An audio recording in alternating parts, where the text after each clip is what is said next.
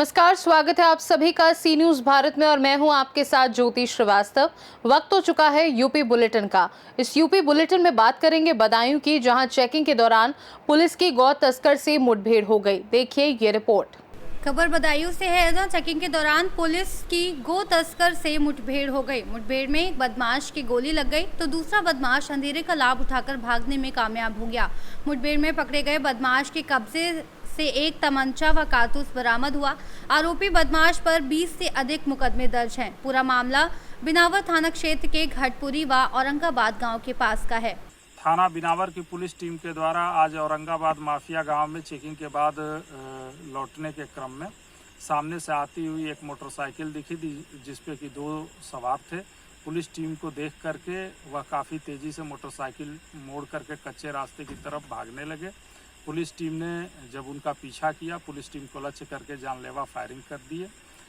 Police team ने आत्मरक्षा जवाबी फायरिंग की, जिसमें एक बदमाश बाएं पैर में गोली लगने से घायल हुआ तथा दूसरा अंधेरे का फ़ायदा उठा करके भागने में सफल रहा, जिसकी तलाश के लिए लगातार कम्बिंग जारी है। घायल बदमाश ने पूछताछ में अपना नाम नवासे, जो रहीमा का रहने वाला है, उसने बताया।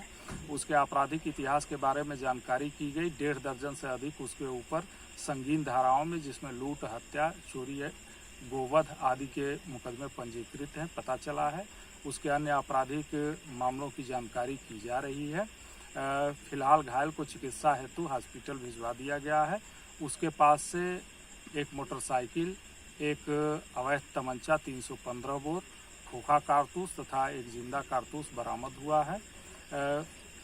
इसमें पूछताछ के आधार पर अग्रिम विधिक कार्रवाई सुनिश्चित की जा रही है। बदायूं से सी न्यूज संवाददाता अभी की रिपोर्ट।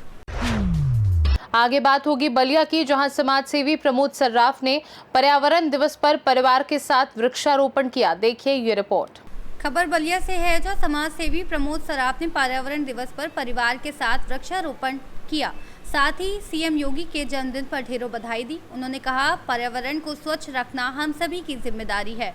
आज आपने पर्यावरण दिवस को लेकर क्या किया है सर? अच्छा कार्य। मैंने 1000 पौधे लगाए हैं।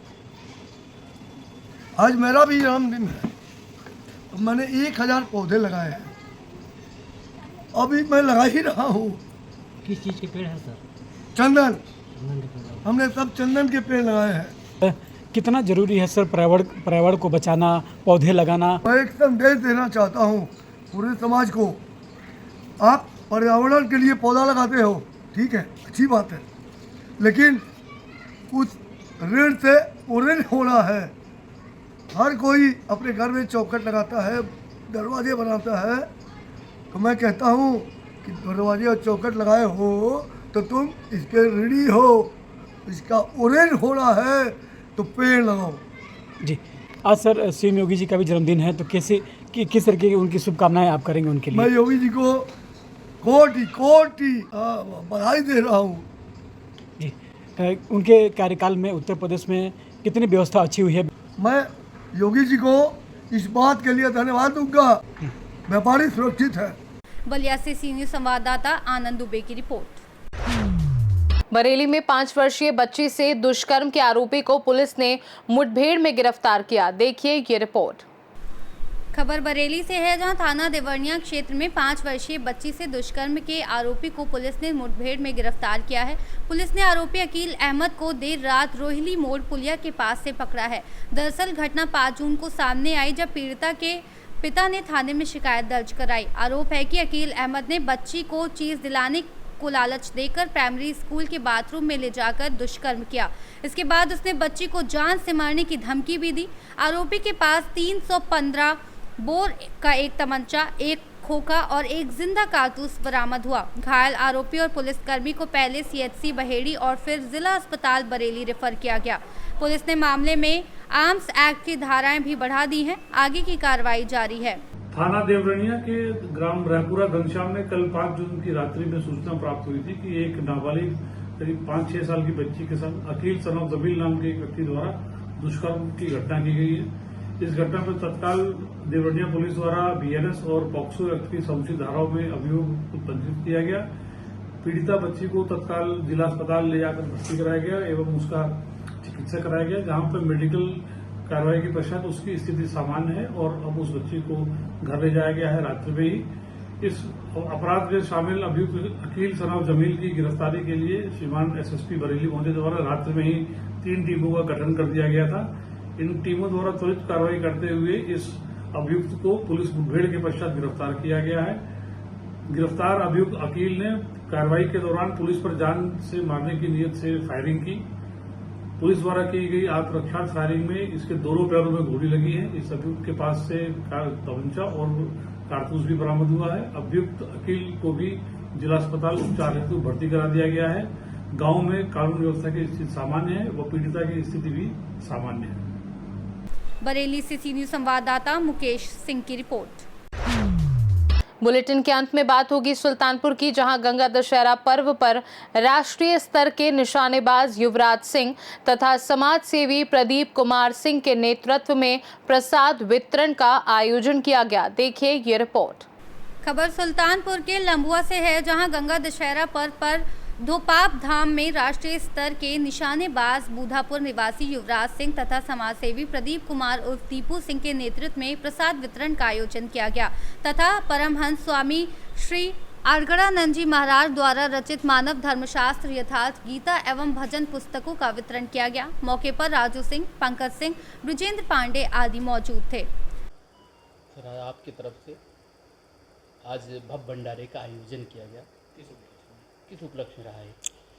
आज हमारे यहाँ तीर्थराज धोपाप है, जिसका महात्म बहुत ज़्यादा है। ये मर्यादा पुरुषोत्तम श्री राम जब लंका विजय से लौटे तो अयोध्या जाते समय यहाँ पर उन्होंने स्नान किया था और पुण्य को प्राप्त करने के लिए उन्होंने यहाँ स्नान किया था। इस वजह से गंगा दशहरे का बहुत बड़ा महात्मा है और यहाँ पर लाखों तीर्थयात्री आते हैं और स्नान और ध्यान करते हैं। आज इसी अवसर पर भतीजे द्वारा ये कहा गया कि एक भंडारे का आयोजन किया जाए। युवराज सिंह जो एक राष्ट्रीय स्तर का निशानेबाज है, आप लोग जानते हैं, तो हमने कहा ये बहुत अच्छी बात है। इसी उपलक्ष्य में भंडारे का आयोजन किया गया और उपलक्ष्य में भंडारे का आयोजन किया गया एवं स्वामी अड़गड़ानंद कृत यथार्थ गीता एवं भजन किसका करें पुस्तक का वितरण भी श्रद्धालुओं में किया गया। निरंतर आप समाज के लिए, चाहे धार्मिक हो या सांस्कृतिक हो, हर चाहे वैवाहिक कार्यक्रम हो, निरंतर आप बढ़ चढ़ के समाज के लिए खड़े रहते हैं, कंधे से कंधा मिलाकर चलते हैं। और देखा जाए तो समाज के लिए इस तरीके की प्रेरणा आपको कहाँ से मिली? इस तरीके की प्रेरणा कहाँ से आई?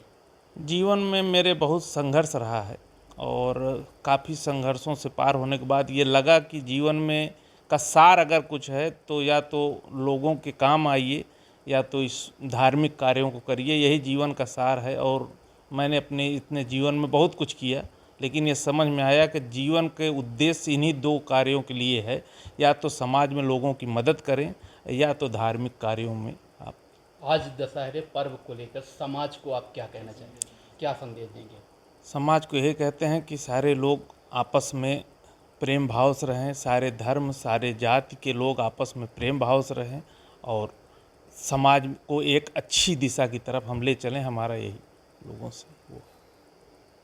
समाज के जैसे जो मजबूत लोग हैं उनके लिए क्या संदेश है आपको इस पर्व पर? मेरे हिसाब से समाज में जो संभ्रांत और सशक्त लोग हैं उनको ऐसे अवसरों पर आम पब्लिक को या आने वाले श्रद्धालुओं के सहयोग या उनकी सुविधाओं में जो भी सहयोग करें वो ज़रूर करना चाहिए। ये एक बहुत अच्छा कार्य है और लोगों को इस पर ध्यान देना चाहिए। सर, देखा जाए तो लंबुआ विधानसभा बहुत ही, देखा जाए तो हम लोग भाग्यशाली हैं।